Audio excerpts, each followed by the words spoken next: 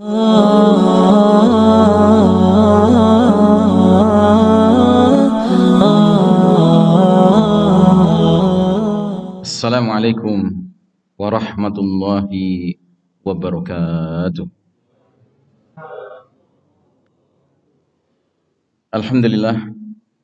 Alhamdulillahirabbil alamin wassalatu wassalamu ala asyrafil anbiya'i wal mursalin sayyidina Muhammadin wa ala alihi wa ashabihi ajma'in.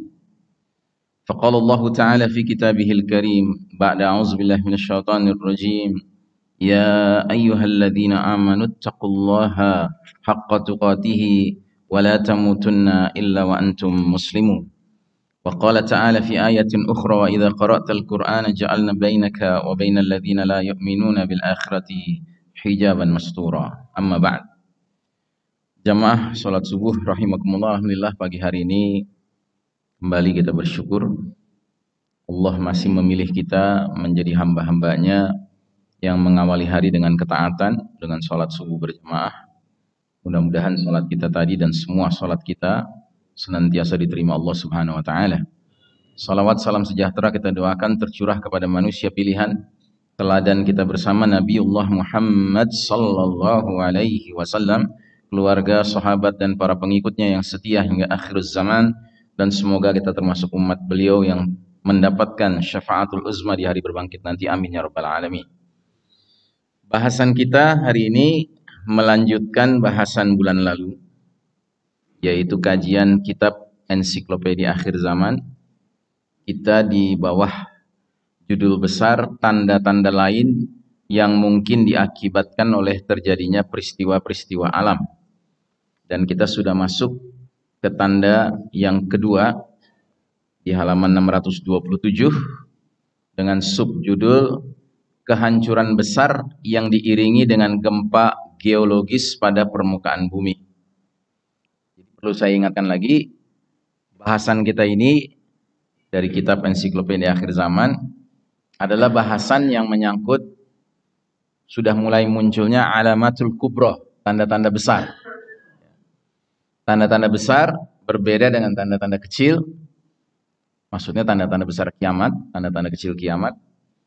Tanda-tanda besar jumlahnya sudah jelas, terbatas, hanya 10. Sementara tanda-tanda kecil jumlahnya sangat banyak. Dan semua tanda-tanda kecil datang lebih awal daripada tanda-tanda besar. Bila tanda-tanda besar sudah mulai bermunculan, berarti dunia sudah semakin mendekati akhirnya, ujungnya. Ya. Dan dalam sebuah hadis Nabi mengisyaratkan, jika satu tanda besar sudah datang, maka tanda-tanda besar berikutnya akan berdatangan laksana biji-biji manik yang berjatuhan.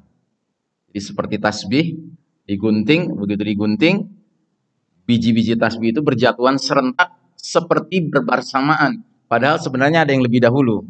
Cuma karena cepatnya jadi tidak terlalu terlihat. Ya. Padahal dia tetap ada urutannya. Nah, jadi tanda-tanda besar ini akan datang, dan kalau sudah yang pertama datang, yang berikutnya datang dengan cepat. Ya. Dan secara timeline, secara waktu, urut-urutan waktu, kita juga sudah sering mengangkat hadis periodisasi. Hadis periodisasi di mana Nabi Muhammad SAW menjelaskan hanya ada 5 periode perjalanan sejarah umat ini dari awal beliau diutus sampai nanti umur umat Islam berakhir. Dan qadarullah kita yang hidup sekarang sudah ada di periode berapa? Periode 4. Ya, bayangkan, periode cuma 5, kita sudah di periode keempat. Dan lagi kalau kita perhatikan nama-nama periode itu, setiap periode itu diberi nama sama Nabi SAW sesuai dengan karakter sistem kepemimpinannya. Jadi nama periode itu dikaitkan dengan karakter sistem kepemimpinannya. Nah, sedangkan babak keempat, periode keempat, siapa yang masih ingat namanya apa? Apa? Mulkan Jabriyah. Ya. Ini periode para raja-raja atau penguasa-penguasa Jabriyah. Jabriyah itu artinya apa? yang memaksakan kehendak, ya. Dan memang realitas sejarah menunjukkan bahwa periode keempat ini diawali tahun 1342 Hijriah, yaitu tahun di mana Allah Ta'ala memberlakukan sebuah sunnatullah yang namanya sunnatut tadawul, sunnah pergiliran. Jadi sebelum tahun 1342 yang berarti periode ketiga, sebelumnya lagi periode kedua, sebelumnya lagi periode pertama, ini periode 1, 2, 3 ini adalah periode di mana Allah memberikan giliran umat Islam memimpin. Tetapi pada tahun 1342 yang menandai masuknya kita periode 4, Allah mengeluarkan keputusan sunnatullahnya berlaku, yaitu sunnah pergiliran. Allah menyatakan, cukup sudah umat Islam memimpin, sekarang aku ingin menyerahkan kepemimpinan kepada umat lain. Siapa yang Allah pilih? Yang Allah pilih Barat, Eropa, Amerika, yang tidak lain adalah kaum kafir, Yahudi, Nasrani. Ya. Nah, maka periode keempat ini sering saya katakan merupakan periode yang paling kelam dalam sejarah umat Islam. Karena di periode keempat ini, semua pemimpin yang muncul akan berkarakter jabriyah, memaksakan kehendak. Dan dalam hal ini yang paling memaksakan siapa? Yang di pucuknya. Nah, yang di pucuknya siapa? Kafir, Yahudi, Nasrani. Ya. Yang sudah barang tentu melalui berbagai keterangan-keterangan Allah dalam Al-Quran, kita sudah digambarkan karakter mereka seperti apa. Nah, diantaranya karakter mereka digambarkan dalam surat Al-Ma'idah 82, la tajidanna asyaddan nasi adawatan lil ladzina amanu al-yahuda wal ladzina asyraku. Sungguh engkau Muhammad sallallahu alaihi wasallam akan mendapati kaum yang paling hebat permusuhannya kepada orang-orang beriman adalah kaum Yahudi dan kaum musyrikin. Kaum Yahudi dan kaum musyrikin. Nah, jadi bisa dibayangkan, Pak. Sudahlah Allah mengatakan yang paling dahsyat permusuhannya kaum Yahudi dan musyrikin, kemudian kita menemukan realitas dunia kita sekarang, justru yang memimpin adalah Yahudi. Ya, di backup lagi dengan Nasrani. Nah, Nasrani ini sebenarnya agak unik ini Nasrani. Makanya di dalam surat Al-Fatihah, Nasrani tidak masuk dalam golongan al-maghdubi alaihim yang dimurkai Allah. Yang masuk dalam golongan al-maghdubi alaihim itu Yahudi. Nabi pernah bersabda, innal maghdubu alaihim humul yahud. Sesungguhnya mereka yang dimurkai Allah adalah kaum Yahudi. Wa innad dalluna humun nasara. Sementara mereka yang tersesat, ya, itu adalah kaum Nasrani. Maka Nasrani hari ini, kalau kita lihat terbelah menjadi dua, Pak. Ada Nasrani yang sekedar sesat gitu, ya nggak sekedar sih, namanya sesat mah nggak sekedar ya, Pak. Gitu. Sesat tapi nggak terlalu memusuhi kita. Sementara ada Nasrani yang memusuhi kita karena apa? Dia Nasrani yang sudah masuk di bawah ketiak Yahudi. Dia mau ikut bersama Yahudi. Nah, yang mimpin dunia sekarang Yahudi, Nasrani, dan tentu jenis Nasraninya Nasrani yang pro kepada Yahudi. Nah, jenis Nasrani yang kedua ini kategorinya sebenarnya sudah kayak Yahudi saja. Nah, sedangkan umat Islam terbagi menjadi tiga. Umat Islam yang alladzina an'amta alaihim, di atas jalan yang lurus, yang mengikuti jalan para nabi, para siddiqin, para syuhada, para salihin. Kemudian ada muslimin yang ikut-ikutan di bawah ketiak Yahudi. Ngaku muslim, tapi termasuk yang dimurkai Allah juga. Karena karakter Yahudinya tampil gitu. Ngaku muslim, tapi benci benar sama umat Islam.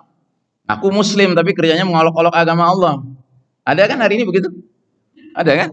Jangan bilang banyak, Pak. Bilang ada aja. Makin gedek kita kalau dengar banyak.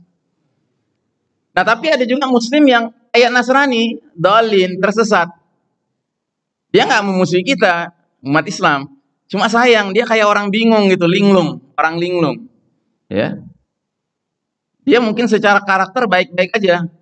Cuma sayang, dia kayak nggak punya kejelasan arah gitu. Ya, arus ke sini ikut, arus ke sana ikut. Sesat. Muslim yang sesat. Ditawarkan sekularisme ikut, ditawarkan demokrasi doyan gitu kan, ditawarkan apa namanya? Humanisme ikut, ditawarkan pluralisme oke. Sesat Pak, nggak punya identitas. Nah, jadi kita berada di babak keempat sekarang. Nah, karenanya kita harus siap-siap. Karena boleh jadi di penghujung babak keempat menjelang masuk babak kelima, disitulah mulai munculnya tanda-tanda besar. Seiring dengan kita memasuki babak kelima itu babak apa Pak? Masih ingat pembahasan hadisnya? Babak kelima adalah babak berlakunya lagi sunnah tadawul, sunnah pergiliran. Allah justru akan menyatakan lagi nanti di situ, cukup kalian Yahudi Nasrani mimpin dunia ini dengan segala kerusakan kalian, sekarang aku kembalikan lagi kepemimpinan kepada umat Islam. Maka disebutnya dalam hadis itu, tsumma takunu khilafatan 'ala minhajin nubuwah.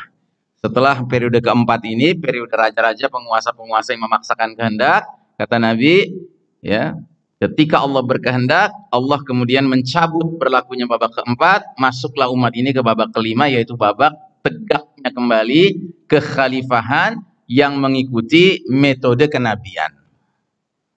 Dan datanglah sang khalifah, sang pemimpin yang memang sudah dinubuahkan oleh Nabi kita, yang julukannya adalah Al-Mahdi.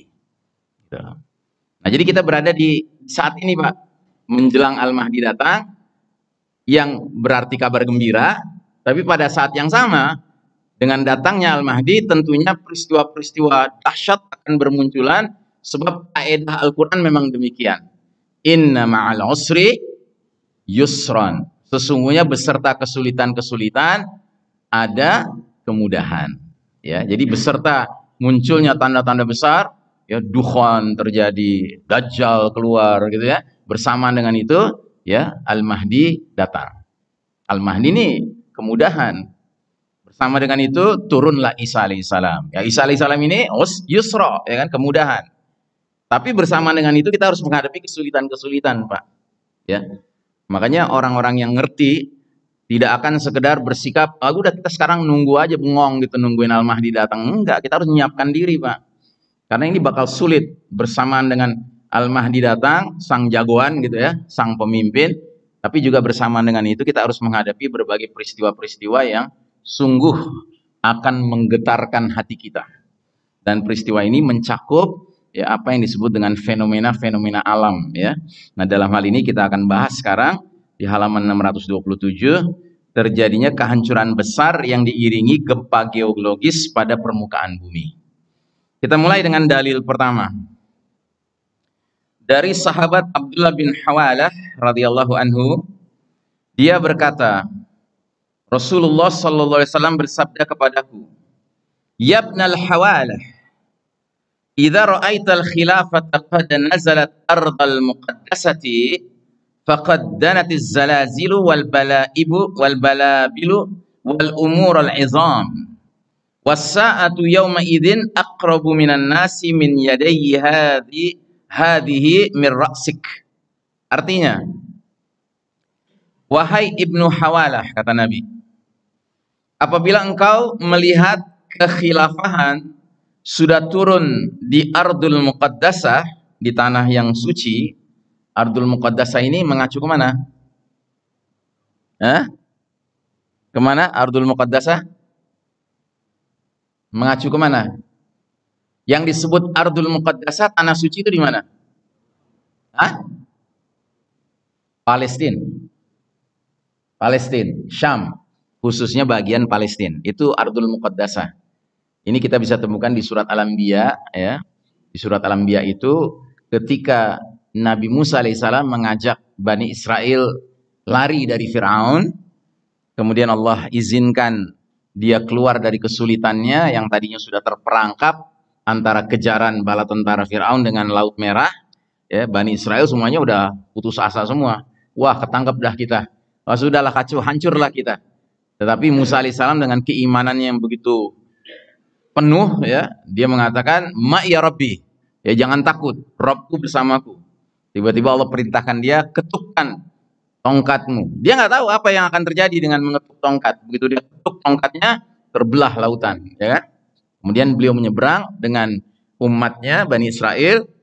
Nah, setelah sampai selamat di wilayah Sinai, ya, nah, bala tentara Firaun pun memanfaatkan celah dua laut yang terbelah itu, bukan dua laut, laut yang terbelah itu. Tetapi Allah punya rencana, justru mereka begitu sudah di tengah-tengah, Allah tutup kembali Laut Merah sehingga mereka tenggelam, ya.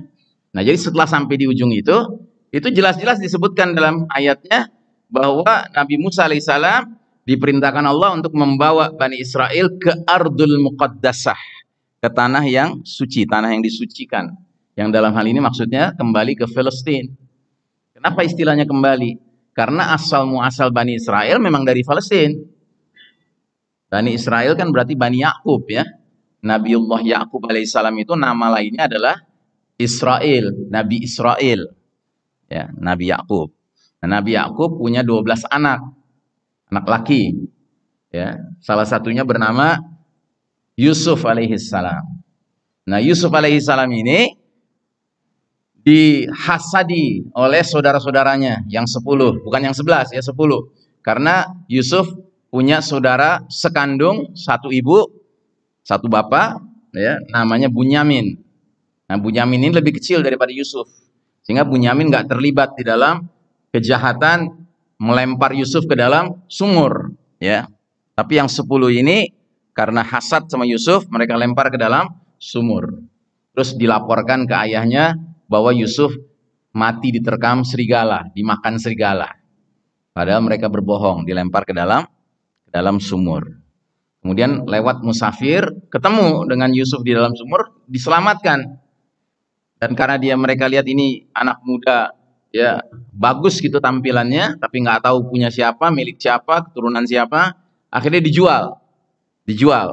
Ternyata yang beli, ya, adalah bagian dari keluarga di Mesir, ya, dan keluarga itu punya hubungan kuat dengan istana. Akhirnya, ya, Yusuf alaihissalam ini dibesarkanlah di Mesir, ya. Nah, sampai di Mesir kita tahu cerita selanjutnya. Nah, jadi itu awal mula Bani Israel datang ke Mesir. Nah, setelah berlalu generasi demi generasi, rupanya Fir'aun yang di zaman Musa alaihissalam ini kejam terhadap Bani Israel. Akhirnya Allah punya skenario, Bani Israel diselamatkan dan dikembalikan lagi ke Ardul Muqaddasah, ke tanah suci, ya.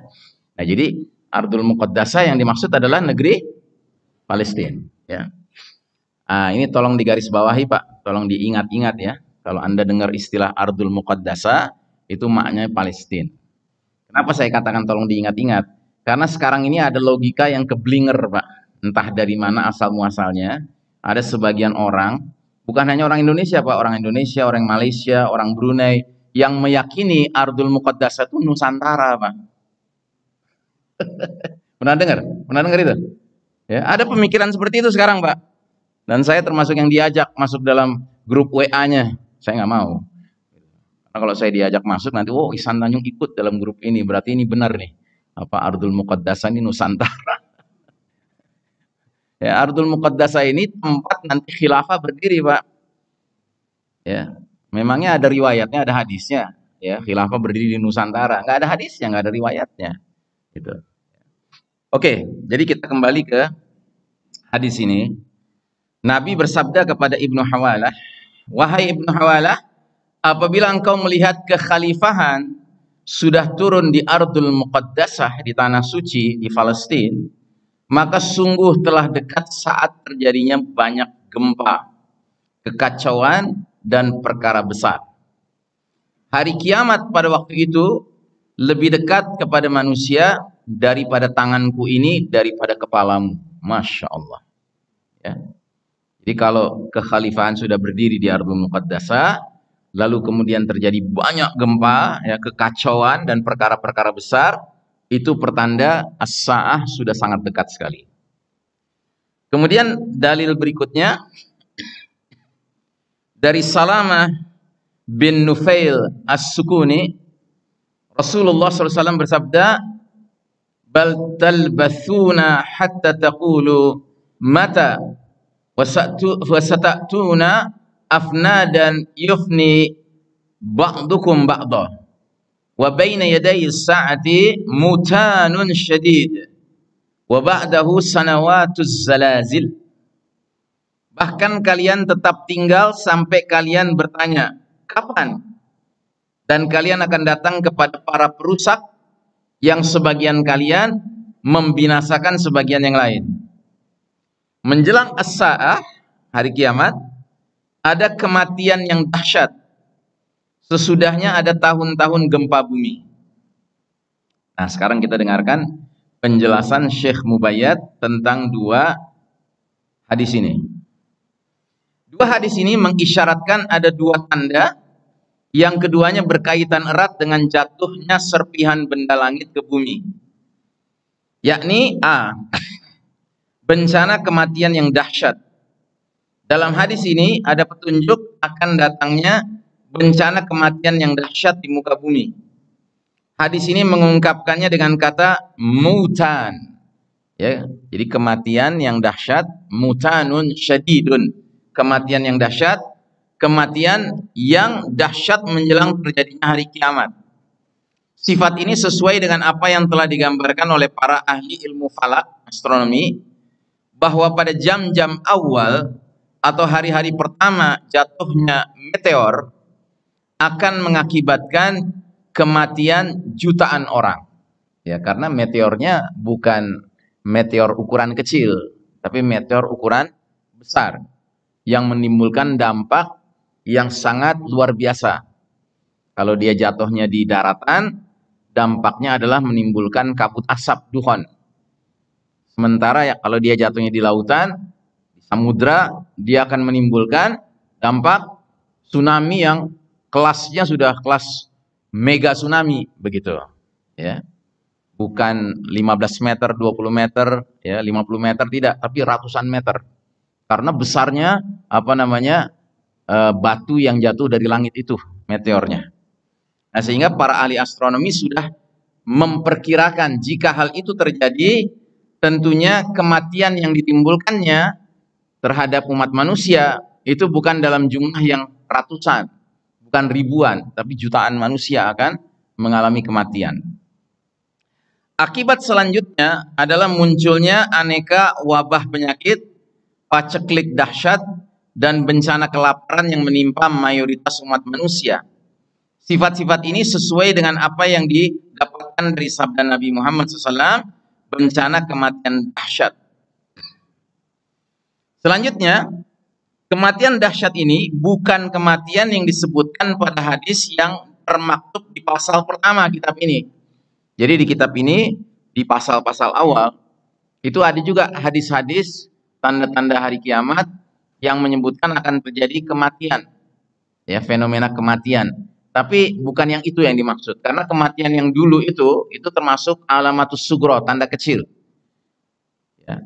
Orang bermatian juga, tetapi sebabnya bukan karena apa tadi istilahnya dalam bahasa Arabnya saya lupa, berjatuhannya serpihan dari langit. Ya. Tapi karena adanya taun itu wabah penyakit.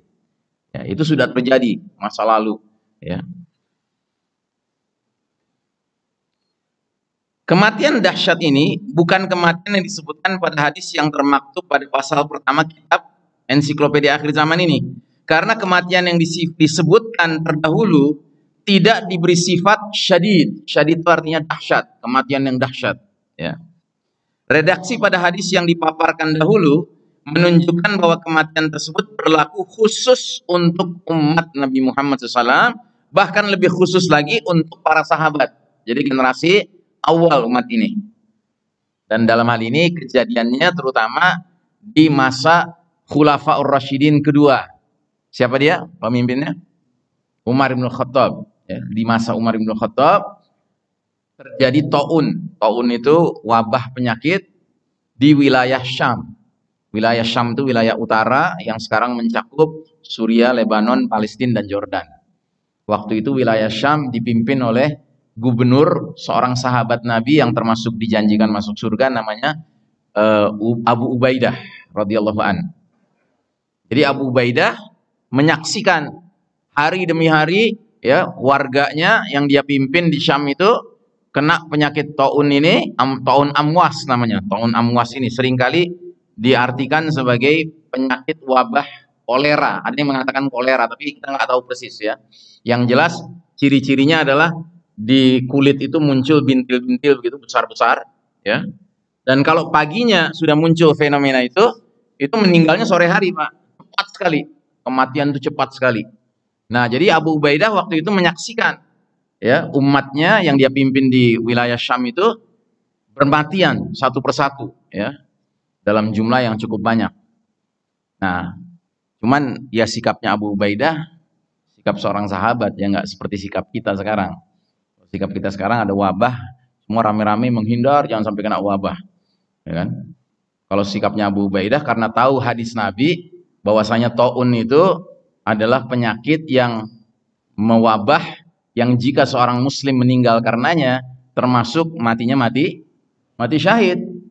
Sehingga ketika Abu Ubaidah menyaksikan satu persatu warganya meninggal, dia bergumam, berdoa, ya Allah, kapan giliran aku?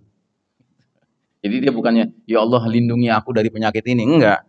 Tapi kapan giliran aku? Karena dia juga ingin mati syahid. Dan tidak lama setelah itu dia pun wafat ya karena penyakit itu. Nah, jadi saudaraku rahimakumullah, bukan itu yang dimaksud. Tapi ini mutan syadid. Ini menjelang hari kiamat. Jadi kematian dalam jumlah yang banyak dan ada kaitannya dengan peristiwa-peristiwa alam yang sangat dahsyat ya. Salah satu sifatnya adalah kematian tersebut menghampiri mereka bagaikan singa yang menerkam kambing. Ini menunjukkan sebab kematian adalah wabah penyakit. Ini maksudnya yang dulu ya. Sudah dipaparkan terdahulu ungkapan yang lebih menjurus pada wabah penyakit amwas atau taun amwas. Adapun kematian dahsyat di sini yang sedang kita bicarakan sekarang, yakni yang terjadi menjelang sa'ah, menjelang hari kiamat. Bersifat umum, tidak hanya menimpa umat Muhammad SAW saja, tapi semua manusia. Mau yang muslim, yang bukan muslim, semuanya kena dampak dari kejadian alam ini. Kematian ini bersifat dahsyat, menghancurkan manusia dalam jumlah yang besar dan massal. Keterkaitannya dengan tanda hari kiamat sesudahnya, yakni tahun-tahun gempa adalah keterkaitan langsung. Ya. Jadi efek daripada mutan syadid ini yang disebabkan karena dugaan kuatnya karena serpihan ya batu-batu yang jatuh dari langit ya, dalam hal ini meteor dan ukurannya besar ya, dia menyebabkan banyak yang mati, tetapi juga sesudah itu akan terjadi banyak gempa ya.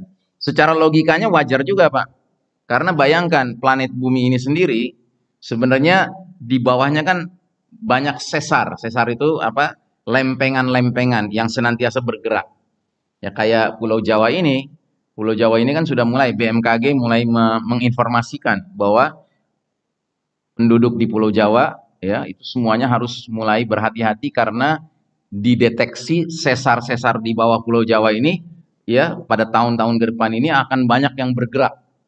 Makanya sekarang pun kita sudah mulai merasakan banyak gempa ya Pak. Banyak gempa terjadi. Nah, tapi BMKG itu sudah mulai memperingatkan bahwa ke depan sangat mungkin terjadi benturan antar sesar lempengan yang sedemikian dahsyatnya sampai bisa menimbulkan mega earthquake ya kan, atau mega thrust istilahnya. Jadi gempa yang ukurannya bisa sampai 8,5, 9,5 begitu ya. Oh, itu dahsyat sekali Pak kalau terjadi. Ya karena dia akan diiringi dengan terjadinya tsunami yang kelasnya juga kelas yang dahsyat gitu. Ya waktu itu saya pernah baca diperkirakan bisa 50-an meter begitu ketinggian air tsunami-nya. Nah, itu secara umum Pak, yang namanya planet bumi seperti demikian. Nah, apalagi kalau sudah dihantam oleh meteor besar dari langit, tentunya lebih goyang lagi kan. Makanya wajar kalau dikatakan bahwa setelah itu akan terjadi tahun-tahun gempa. Dan ini terjadi secara langsung sesudah kematian dahsyat itu.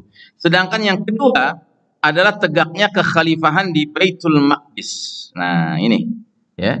Jadi tanda yang pertama tadi, bencana kematian dahsyat itu ya, berkaitan langsung dengan ya adanya tegaknya kekhalifahan di Baitul Maqdis. Mungkin saja tegaknya kekhalifahan terjadi beriringan dengan tahun-tahun gempa atau terjadi sebelumnya dengan selang yang tidak terlalu lama. Prediksi ini sebagaimana yang dijelaskan oleh sebagian dari athar yang ada ataupun dari pemahaman yang diambil darinya, sebagaimana yang dituturkan oleh hadis yang terdahulu. Kekhalifahan Baitul Maqdis itu erat hubungannya dengan tersebarnya Islam ke seluruh dunia di masa kepemimpinan Al-Mahdi. Ya. Jadi perlu difahami bahwa kemunculan Al-Mahdi, ya, itu menyebabkan kita masuk ke periode terakhir, periode kelima, yang berarti tegaknya kekhalifahan ala minhajin nubuwah, yang mengikuti metode kenabian. Tetapi tidak serta-merta Al-Mahdi memimpin kekhalifahan, kemudian langsung memimpin dengan ibu kotanya di Palestina. Tidak. Ya, awal mulanya ibu kotanya di Damaskus dulu. Karena Palestina masih dikuasai sama Yahudi. Nah, nanti di tahap-tahap berikutnya barulah akhirnya dengan izin Allah kaum muslimin berhasil mengalahkan Yahudi, barulah kemudian pindah untuk terakhir kalinya pusat kepemimpinan umat Islam adanya di Baitul Maqdis, ya, di Jerusalem, ya, yang tadinya di Damaskus, jadi pindah ke Baitul Maqdis. Ya, ini kalau kita buka sejarah, ya, sejarah perjalanan keberadaan lokasi ibu kota khilafah, Pak. Ibu kota khilafah itu awal mulanya di Madinah. Di zaman Nabi, Madinah ibu kotanya. Di zaman Abu Bakar, Madinah ibu kotanya. Di zaman Umar bin Khattab, masih Madinah ibu kotanya. Di zaman Utsman bin Affan, masih Madinah ibu kotanya. Nah, di zaman Ali bin Abi Thalib pertama kali pindah ke mana? Ke Kufah, ya, ke Irak. Nah, dari Ali bin Abi Thalib masih di Kufah, anaknya Hasan bin Ali menggantikan beliau sebentar sekali, 6 bulan masih di Kufah. Tapi setelah wafatnya Hasan bin Ali, berpindahlah kekhalifahan ke Damaskus. Ke Damaskus. Ya. Nah, dari Damaskus kemudian perjalanan sejarah pindah lagi ke Baghdad. Ya kan? Kemudian bahkan sempat ke Andalusia. Ya. Nah, nanti kembali lagi ke Damaskus, Pak. Di zaman Al-Mahdi. Di zaman Al-Mahdi kembali ke Damaskus. Sebelum terakhir sekali ke Baitul Maqdis. Jadi kekhalifahan di Palestina, di Ardul Muqaddasah itu kekhalifahan yang paling akhir sekali nanti. Setelah umat Islam mengalahkan kaum Yahudi yang bercokol di situ, ya, dalam peperangan-peperangan yang digambarkan oleh Nabi sebagai perang yang ketika terjadi perang itu sampai batu-batuan dan pohon-pohonan pun berpihak kepada tentara Islam. Dan diizinkan Allah berbicara, ya Muslim, ya Abdullah, hadza Yahudiyun wara'i, faqtulhu. Ya ta'alau faqtulhu. Hai hamba Allah, ya, wahai Muslim, di belakangku ada Yahudi bersembunyi, datanglah ke sini, bunuhlah dia. Illal gharqada, kecuali pohon gharqad, fa innahu min syajaratil yahud, karena pohon gharqad ini pohonnya kaum Yahudi. Nah, kalau ini sudah terjadi peristiwa ini, berarti ini pengusiran Yahudi dari wilayah Palestina, dan akhirnya khilafah akan berdiri di Ardul Muqaddasah. Nah, jadi itu terakhir, ya. Nah, saudaraku rahimakumullah, prediksi ini sebagaimana yang dijelaskan oleh sebagian asar yang ada ataupun dari pemahaman yang diambil darinya sebagaimana dituturkan oleh hadis yang terdahulu. Yang dimaksud dengan tahun-tahun gempa bumi adalah tahun-tahun tertentu yang pada saat itu bumi sering mengalami gempa dan goncangan yang dapat diamati kejadiannya, sehingga karakter dan sifat ini dapat dibuktikan kebenarannya. Tahun-tahun yang dimaksud sampai saat ini belum terjadi. Di dalamnya juga terkandung sinyalemen bahwa guncangan dan gempa itu bukan gempa yang biasa terjadi pada pola bumi. Bukan pula seperti yang didakwakan sebagian orang bahwa kita sudah mengalami sekarang ini. Belum. Dan bukan pula gempa yang terjadi selama ini merupakan bukti sudah terjadinya tanda hari kiamat ini. Mengapa? Karena gempa bumi yang kita alami dan yang dialami oleh para pendahulu kita terjadi pada kondisi normal dan biasa pada bola bumi, sehingga tidak sesuai dengan indikasi gempa itu merupakan gempa abnormal. Tentu saja kedua hadis yang mengungkapkan gempa normal ini tidak berarti menafikan keadaannya sebagai gempa siksaan. Maksud saya, kata Syekh Mubayyad, fenomena yang terjadi pada masa kita ini belum pernah berwujud fenomena abnormal yang sesuai dengan sifat yang dipaparkan, yakni itulah tahun-tahun gempa yang dimaksud. Makna yang biasa dan langsung dapat kita pahami dari sabda Rasul adalah akan ada tahun-tahun yang istimewa, yang saat itu bumi kita ini menjadi tidak tenang dan tidak stabil, tidak juga nyaman bagi para penghuninya, karena terlalu sering terjadi getaran dan gempa yang terjadi tidak seperti gempa biasa. Pertanyaan yang terlontar di sini adalah, apa peristiwa-peristiwa yang dapat mempengaruhi kestabilan bola bumi atau lempeng batuannya? Dengan mencermati hadis yang pertama, kita dapatkan informasi adanya keterkaitan antara gempa-gempa itu dengan berbagai peristiwa besar menjelang tegaknya kekhalifahan di Baitul Maqdis. Pada hadis-hadis yang sebelumnya sudah terbukti adanya kaitan erat antara keluarnya Al-Mahdi dengan munculnya tanda di langit. Nah, ini pembahasan kita yang sebelumnya, Pak, kalau masih ingat, ya, itu disebutkan beberapa athar bahwasanya ciri Al-Mahdi akan muncul, diantaranya adalah tanda di langit, yaitu munculnya sinar di sebelah timur, ya, yang bentuknya seperti tiang, ya, jadi cahaya yang bentuknya seperti tiang. Kemudian akan ada benda yang berputar-putar, ya, di atas langit kita selama beberapa hari, selama beberapa malam, terus tiba-tiba benda itu jatuh menghantam planet kita ini, ya. Nah, ini menurut Syekh Mubayyad merupakan pertanda di langit, ya, yang mengindikasikan sudah dekatnya waktu Al-Mahdi hadir. Ini sekaligus menunjukkan adanya hubungan antara tiga peristiwa yang disebutkan sebelumnya, sehingga urutannya adalah jatuhnya serpihan dari langit yang merusak keseimbangan struktur geologis bumi serta mempengaruhi keseimbangan lempeng batuannya, dua kematian yang besar, berubahnya keadaan masyarakat manusia dan standar kekuatan, tersebar luasnya paceklik dan merajalelanya pembunuhan, keluarnya Al-Mahdi, turunnya kekhalifahan di Baitul Maqdis, lalu gempa bumi dan goncangannya yang luar biasa. Nah, jadi ini urut-urutannya seperti itu, Pak. Ya. Jadi bahwa ada peristiwa alam yang sangat heboh yang menyebabkan struktur geologi bumi ini terpengaruh keseimbangannya. Dan bersamaan dengan itu banyak terjadi kematian karena efek daripada peristiwa alam yang sangat dahsyat itu, dan berubahlah standar standar yang berlaku di tengah masyarakat, ya. Kalau bayangan saya, pengertian berubah di sini karena tiba-tiba struktur kehidupan itu menjadi kacau, Pak. Ya, jadi ibaratnya yang namanya tatanan bernegara, bermasyarakat itu jadi kacau, Pak, karena banyaknya orang yang sibuk memikirkan dan mengurus mereka-mereka yang kena efek dari peristiwa-peristiwa alam ini. Jadi struktur masyarakat menjadi longgar, Pak, nggak karuan. Nggak mungkin bisa terjadi pengelolaan, penanganan bencana-bencana seperti sekarang, Pak, nggak mungkin. Karena seiring dengan itu juga terjadi kerusakan-kerusakan di bidang teknologi komunikasi, ya, atau yang biasa kita kenal dengan istilah shutdown. Terjadi teknologi shutdown. Oh, kacau, Pak. Kacau sekali. Makanya di sini disebutkan berubahnya keadaan masyarakat manusia dan standar kekuatan. Terus tersebar luasnya paceklik, merajalelanya pembunuhan karena orang kelaparan. Kelaparan sampai akhirnya rela membunuh tetangganya dalam rangka mengambil makanan dari rumah tetangganya, ya.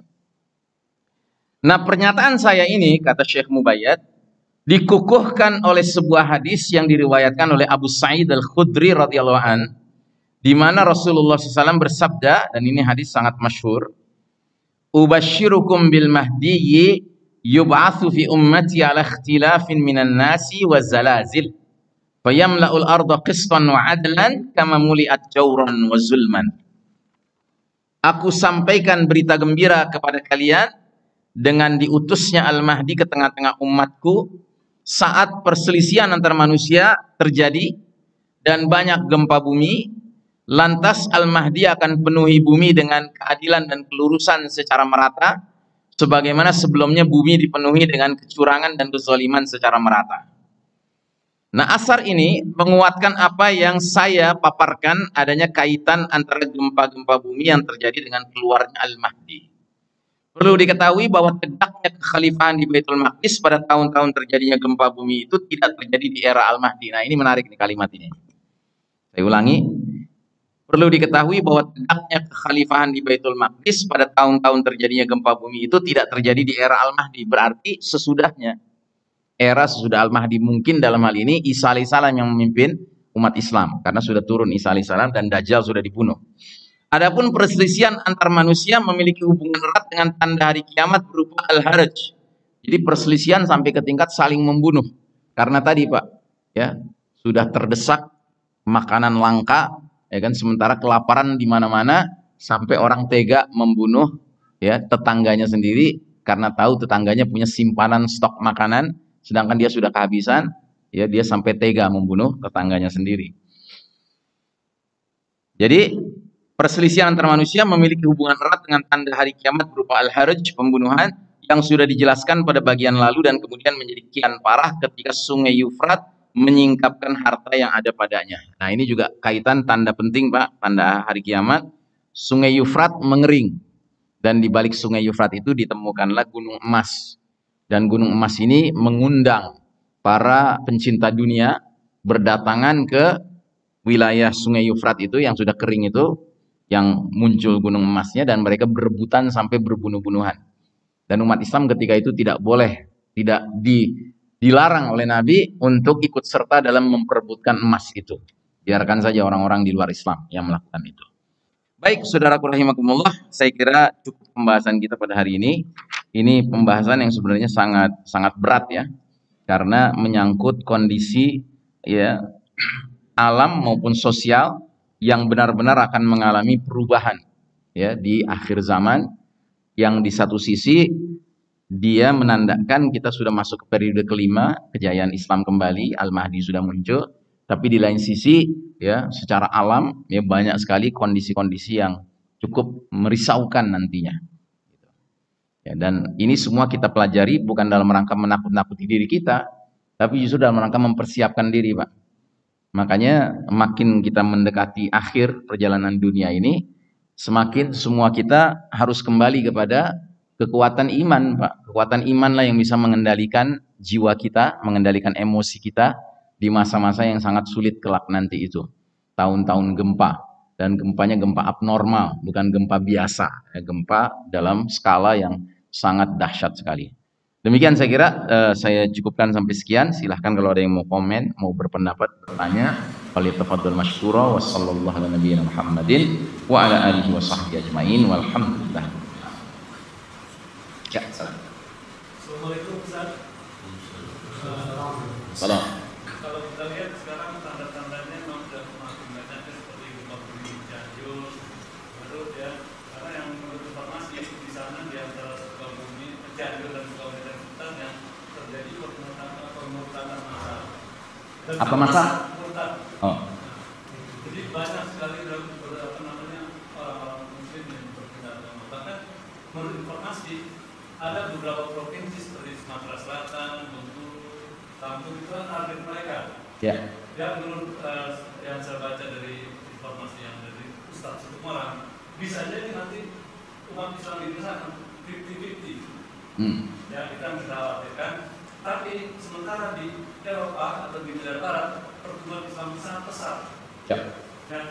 Nah lalu yang lain adalah pemaksaan kehendak seperti yang terjadi di Piala Dunia inilah, yang kita kaum LGBT ya itu kan masuk ke negara Islam tapi dilarang. Ya.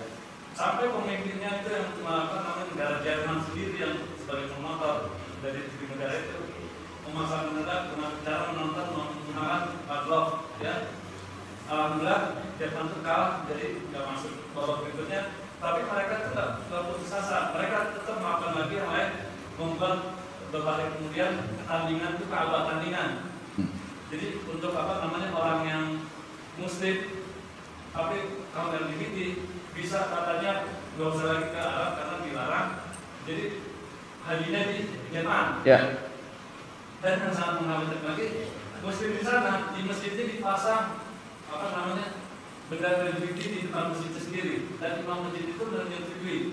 Mungkin ini apa yang kata Ustaz Tebari bilang, ada yang mengesahkan nikah secara agama yang sesama jenis kita dan dia kan nggak ketat ya.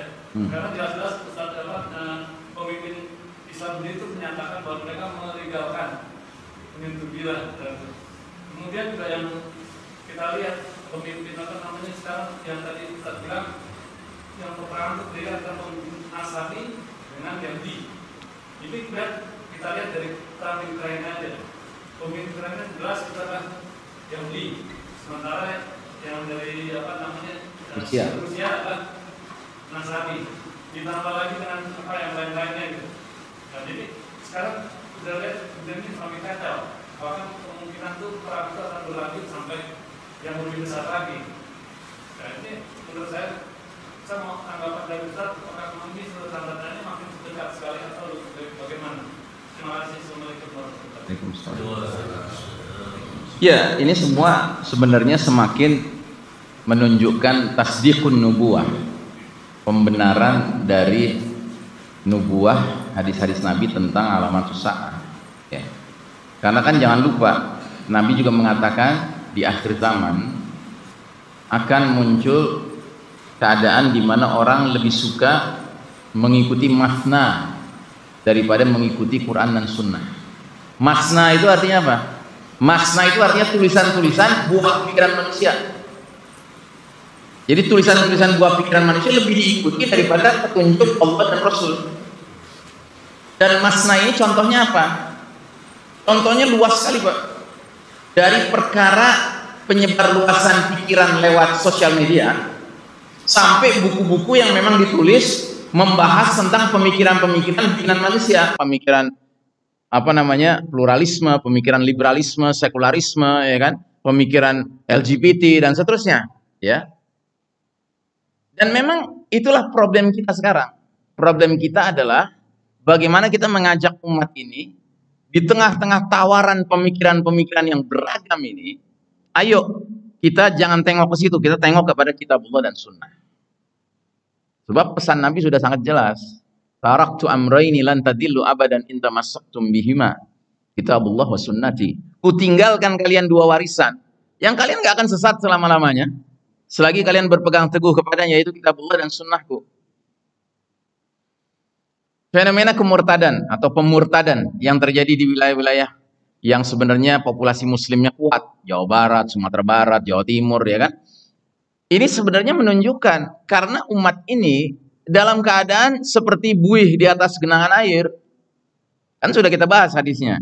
Nabi bersabda, ya, hampir-hampir tiba masanya, ya, bangsa-bangsa lain memperebutkan kalian laksana, ya, memperebutkan makanan hidangan dalam satu mangkok.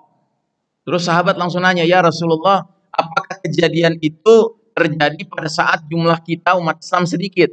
Kata Nabi, tidak, justru jumlah kalian banyak waktu itu. Walakinnakum ghutsa'un ka ghutsa'is sail. Cuma masalahnya kalian laksana buih di atas genangan air. Kalau kita pelajari buih, Pak, cirinya 3 buih itu. 1, buih itu cirinya ikut arus gerak ke kanan ya ke kanan, ke kiri, ke utara, ke selatan. 2, ciri buih itu nggak ada bobotnya, ringan. Ya. Yang ketiga, ciri buih nggak ada isinya, kosong. Jadi kalau kita remas buih sampai tangan kita ngepal, nggak ada isinya, Pak. Tapi dia kelihatan. Persis seperti umat Islam hari ini, kelihatan jumlahnya banyak. Tapi nggak ada isinya. Nah, yang isi siapa? Yang isi ya misionaris. Yang isi para penyeru demokrasi. Yang isi para penyeru humanisme. Yang isi para penyeru liberalisme, sekularisme, LGBT. Ya kan? Tapi kalau umat ini berisi, umat ini berbobot, umat ini punya arah yang jelas, nggak ngikutin arus, ya kan? Dan arah ini muncul dari mana? Dari kitabullah dan sunnah. Kalau kita ngikutin itu, ya kan? Nggak ada ceritanya kita miring-miring ke sana kemari, nggak ada. Makanya ayatnya jelas sekali, surat Al-An'am ayat 153, wa anna hadza sirati mustaqiman fattabi'uh. Inilah jalanku yang lurus, ya, siratal mustaqima. Ikuti dia, wala tattabi'us subula, dan jangan ikuti jalan-jalan yang lain yang cabang-cabang sana kemari. Wa tafarraqu bikum an sabili, sehingga kalian akan terpecah belah dari jalan yang lurus itu, bercerai-berai dari jalan yang lurus. Ini yang sedang kita alami sekarang, Pak. Gitu. Ambil satu contoh saja, Pak, masna, salah satu contoh masna, pemikiran bikinan manusia yang sekarang populer sekali, yaitu faham pluralisme.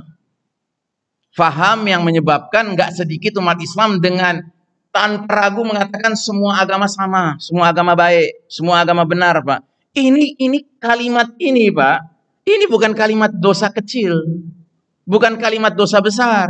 Ini kalimat nawaqidul iman, membatalkan iman, Pak. Murtad orang ngomong begitu. Ya.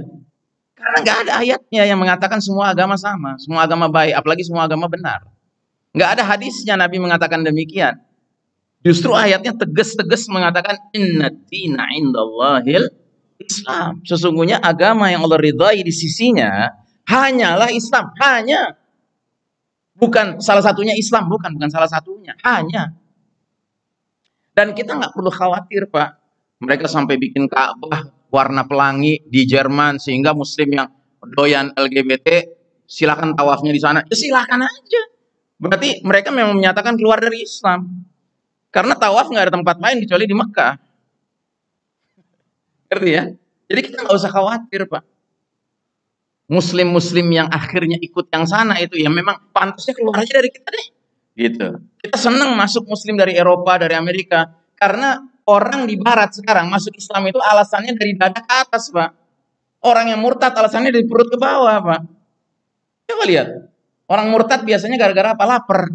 Disediain sama misionaris makanan. Asal masuk Kristen. Asal minta pengampunan lewat Yesus. Gitu. Atau lewat nikah. Ya, anak pendeta, perempuan cantik, deketin ustadz, ya kan? Ustadznya jatuh, pincut, ya kan? Sampai pengen nikah. Disyaratkan, ya masuk Kristen. Masuk, perlu. Ya, boro-boro ustadz sembarang di zaman sekarang, Pak. Dulu mujahid, Pak. Seorang mujahid. Hafalan Qurannya banyak. Ya, pernah tiba-tiba dia lagi azan, ngelihat di rumah seorang warga di Syam. Syam itu banyak orang Kristen ya, Pak. Ada wanita cantik. Lagi azan, Pak. Terpengaruh dia turun habis azan ke rumah si perempuan itu. Ya, aku ingin menikah dengan kau. Oh, nggak bisa. Kenapa nggak bisa? Ya, kamu Muslim, saya Kristen. Jadi apa syaratnya supaya aku bisa menikah? Ya masuk Kristen. Dia masuk Kristen, Pak. Murtad dia.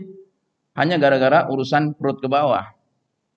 Tapi alhamdulillah di Barat, Pak, hari ini orang Eropa, orang Amerika yang masuk Islam itu umumnya kalau bukan hatinya yang kena ajaran Islam, pikirannya yang kena ajaran Islam.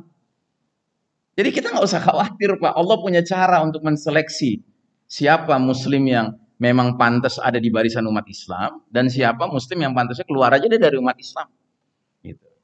Nah, cuma kita punya kewajiban menguatkan umat Islam, menguatkan diri-diri kita, anak istri kita, agar nggak terpengaruh dengan masna ini, ya seruan-seruan, pikiran-pikiran, konsep-konsep, ajaran-ajaran, isme-isme, faham-faham di luar Islam yang memang akan mencerai-beraikan kita.